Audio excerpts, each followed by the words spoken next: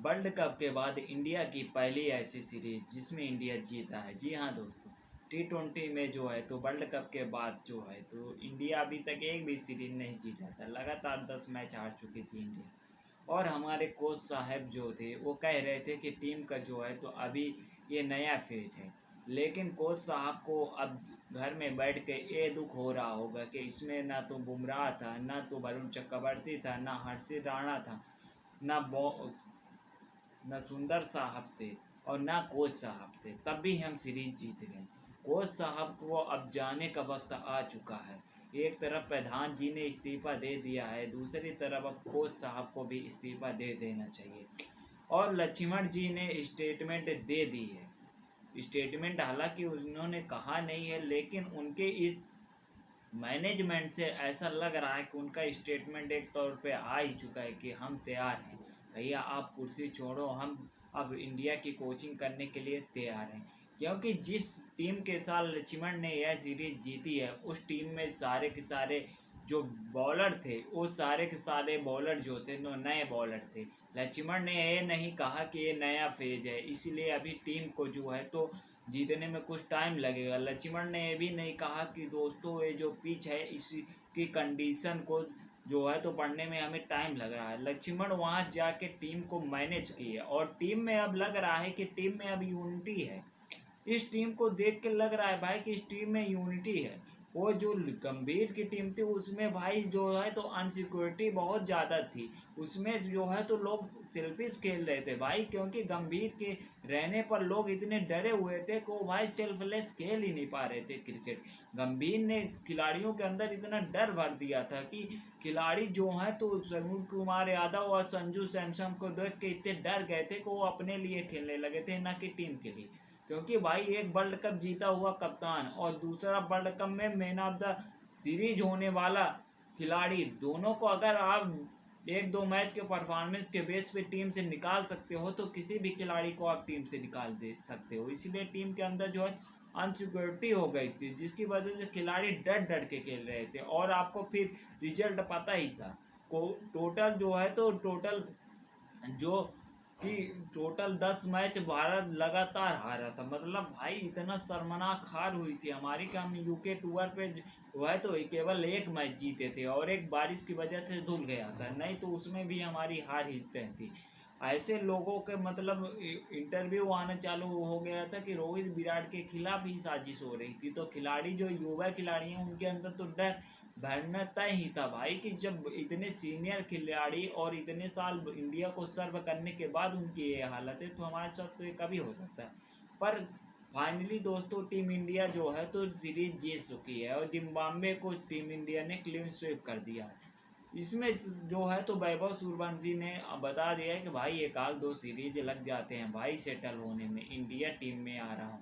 और वैभव सूर्यवंशी ने जो है तो इस टीम में मैन ऑफ द सीरीज वाला परफॉर्मेंस किया है और 2 लगातार हाफ सेंचुरी मार के बता दिया है कि भाई मैं तैयार हूँ टीम इंडिया में जो है तो लगातार खेलने के लिए और बहुत समय तक खेलने के लिए। वैभव सूर्यवंशी आप देखिएगा एक आध सीरीज और आने पर बंदा जो है तो सेंचुरी मारने के लिए पूरी तरीके से तैयार है। लेकिन टीम इंडिया की एक दुख की बात यह है कि टीम इंडिया के लिए अभिषेक शर्मा लगातार फ्लॉप हो रहे हैं। यहाँ पे संजू सैमसन को 3 फ्लॉप के चलते उन्हें टीम से बाहर कर दिया गया, जबकि अभिषेक शर्मा ना तो वर्ल्ड कप में चले थे, ना तो यूके टूर में 1-2 मैच में चले थे, बस उसके अलावा नहीं चले थे। और जिम्बाब्वे में 3 के तीनों मैचों में एक बॉलर को मुजरबानी के आगे अभिषेक शर्मा ने घुटने टेक दिए।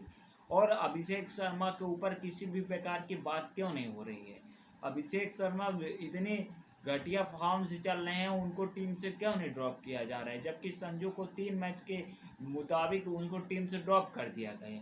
उसी के साथ साथ इस सीरीज में हमें ये भी देखने को मिला कि श्रेयस अय्यर जब से कैप्टन बने हैं तो उनका जो स्ट्राइक रेट है वो डे बाय डे गिर रहा है। उनको अपने स्ट्राइक रेट पे इम्प्रूव करना होगा, क्योंकि श्रेयस अय्यर ऐसे सिचुएशन में आते हैं जहाँ पे या तो इनिंग को ज़्यादा देर तक बिल्ड करना पड़ता है या तो फिर लास्ट में फिनिश करना पड़ता है। लेकिन अभी देखा जा रहा है कि श्रेयस अय्यर जो है तो अभी टीम को अच्छे से फिनिश नहीं कर पा रहे हैं। वहीं जो हमारे फिनिशर हैं तिलक वर्मा एक मैच में अच्छा किए लेकिन दूसरे मैच में फिर से वही तिलक वर्मा का हो गया है। और हमारा ये भी देखना होगा कि टीम इंडिया के लगातार बॉलर जो हैं, लगातार अगेन टू अगेन जो बॉलर जो हैं, तो लगातार भाई इतने इंजर्ड क्यों हो रहे हैं। प्रिंस यादव पिछले मैच में इंजर्ड हो गए, आपको पता ही होगा। वरुण चक्रवर्ती, जसप्रीत बुमराह, हर्षित राणा, ये खिलाड़ी पहले से इंजर्ड है। मतलब ऐसा लग रहा है कि टीम इंडिया नहीं हॉस्पिटल है भाई साहब। मतलब यहाँ इंजरी हो रही है, या तो कम खेलने से इंजरी हो रही है, क्योंकि भाई प्रिंस यादव तो कहीं खेले भी नहीं, यही 2-3 मैच तो खेले। मतलब ऐसी इंजरी हो कैसे रही है, हमारे क्रिकेट बोर्ड को ये भी देखना ही होगा। और दूसरी बात है कि हमारे यहाँ इस टूर में जो है तो 2 खिलाड़ियों को जो है तो डेब्यू करने का मौका मिला, यश ठाकुर और अशोक शर्मा।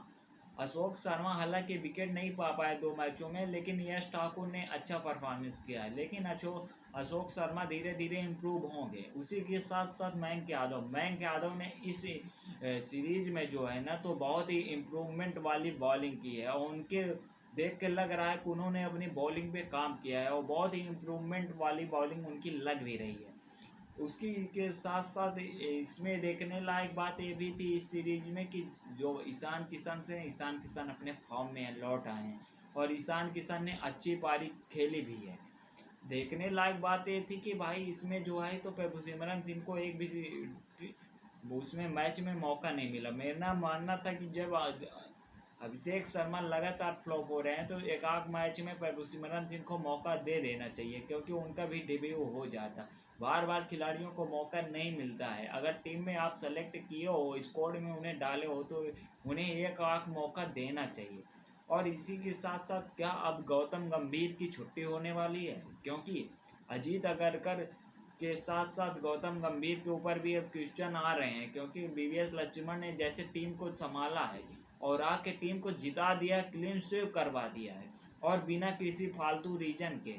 तो इसके ऊपर अब गौतम गंभीर के ऊपर सवाल चालू हो गए हैं कि गौतम गंभीर जब आते हैं तो फालतू में वो नए नए रीजन देते हैं। टीम के अंदर जो है तो ऐसा लगता है कि यूनिटी है ही नहीं। टीम के अंदर हर खिलाड़ी सेल्फिश मोड में खेल रहा होता है। टीम के अंदर बैटिंग लाइनअप, बॉलिंग लाइनअप का कुछ फिक्स ही नहीं होता कि कब आ जाएगा। कभी दुबे ऊपर आ जाता है, कभी हर्षित राणा ऊपर आ जाते हैं, कभी तिलक वर्मा से ऊपर हर्षित राणा आ जाता है। मतलब टीम के अंदर कोई फिक्स ही नहीं है भाई किसी की जगह। गौतम गंभीर को ये जवाब बीसीसीआई को देना पड़ेगा कि भैया एक चल क्या रहा है। मतलब तुमने वर्ल्ड कप जिता दिया, मानते हैं, लेकिन इसका मतलब ये नहीं भाई कि तुम अपनी मनमानी करोगे। तो बीसीसीआई को इसके बारे में जवाब पूछना पड़ेगा, क्योंकि भाई लगातार 10 मैच गौतम गंभीर हार चुके थे। और गौतम गंभीर रेस्ट किस बात का लिए थे भाई? अभी पूरे आईपीएल में तो उन्होंने कुछ किया नहीं थे, बस यूके टूर में गए थे, उसमें भी हार गए थे। मतलब भाई तुम जब डर गए कि नहीं हमारे से अब नहीं हो पा रहा है, तो तुमने रेस्ट ले लिया। ये कोई बात नहीं होती भाई कि जब तुम डर गए तो तुम रेस्ट ले लो। गौतम गंभीर को जवाब देना पड़ेगा, और ये भी जवाब देना पड़ेगा वाशिंगटन सुंदर जैसे खिलाड़ी, जो कि T20 में कुछ खास कर नहीं पाए। ना उनसे बॉलिंग होती, ना बैटिंग होती, ना फील्डिंग होती। उनको T20 में बार बार सेलेक्ट क्यों किया जा रहा है, और उनको बार बार प्लेइंग 11 में क्यों डाला जा रहा है? ये गौतम गंभीर के ऊपर सवाल होने चाहिए। ऐसे सवाल गौतम गंभीर से पूछने चाहिए कि जो खिलाड़ी T20 में डिजर्व नहीं करते उन्हें T20 में अभी तक क्यों रखा गया है। तिलक वर्मा T20 का प्लेयर किस बेस पे आपने उसका T20 में रखा गया? एक दो पारी हर सीरीज में वो अच्छी खेल देता है, उसके बाद उसका स्ट्राइक रेट जो है तो बबरों वाला है, तब भी हम उसको टीम में क्यों रखे हुए हैं? इसके जो है तो गौतम गंभीर से इसके बारे में सवाल होना चाहिए, क्योंकि गौतम गंभीर जो है ना तो अभी पर्दे के पीछे वाले खिलाड़ी लग रहे हैं। कभी विराट के खिलाफ पीआर कराएंगे, कभी रोहित के खिलाफ पीआर कराएंगे, कभी रोहित से विवाद होगा, कभी विराट से विवाद होगा। जब कोई मीडिया में चर्चा चलने लगती है रोहित विराट से विवाद है, तो भाई साहब आ जाते हैं रोहित विराट के साथ हंसते हुए दिखते हैं। ऐसा कुछ नहीं चलेगा भाई, क्योंकि हमें 2027 का वर्ल्ड कप जीतना होगा। और शमी से भी गौतम गंभीर से भी पूछना पड़ेगा कि मोहम्मद शमी जैसे और आरसीबी के प्लेयर जो है तो टीम इंडिया में क्यों नहीं आ रहे हैं। मतलब आप परफॉर्म बेस पे ले रहे हो कि अपने उसके बेस पे ले रहे हो कि जो प्लेयर हमें पसंद है हम उसे टीम में लेंगे, जो प्लेयर हमें पसंद नहीं उसको हम टीम में नहीं लेंगे। परफॉर्मेंस बेस पे तो न लेना चाहिए, ना पसंद वो अपनी अपनी मर्जी होती है भाई। लेकिन आप परफॉर्मेंस बेस पे खिलाड़ियों को ले ही नहीं रहे। आप इस बेस पे खिलाड़ियों को ले रहे हैं कि एक खिलाड़ी मेरी पसंद में है तो मैं इसको लूँगा, एक खिलाड़ी आरसीबी का है तो आरसीबी के खिलाड़ी को नहीं लूँ। कुणाल पांड्या हो गया, रजत पाटीदार हो गया, भुवनेश्वर कुमार हो गया, मोहम्मद शमी हो गया, मतलब आपको खिलाड़ी जो इंडिया टीम में अच्छे समय से परफॉर्मेंस करते आ रहे हैं उनको आप टीम में नहीं ले रहे हैं क्योंकि आपके उनसे बनते नहीं है। एक टीम इंडिया चल रही है भाई साहब की, आपके घर की टीम थोड़ी है कि भाई मेरा और आपकी गली की टीम थोड़ी है कि मेरा बैट है मेरा बॉल है तो नहीं खिलाऊंगा, ऐसा थोड़ी होता है भाई। गौतम गंभीर को इस बारे में जवाब देना होगा। और आपका इस बारे में क्या मानना है ज़रूर बताना, और चैनल को सब्सक्राइब करके रख लें क्योंकि इसी तरह की वीडियो आपको देखने को मिलते रहेगी। मिलते हैं अगली वीडियो में, तब तक के लिए जय हिंद जय भारत।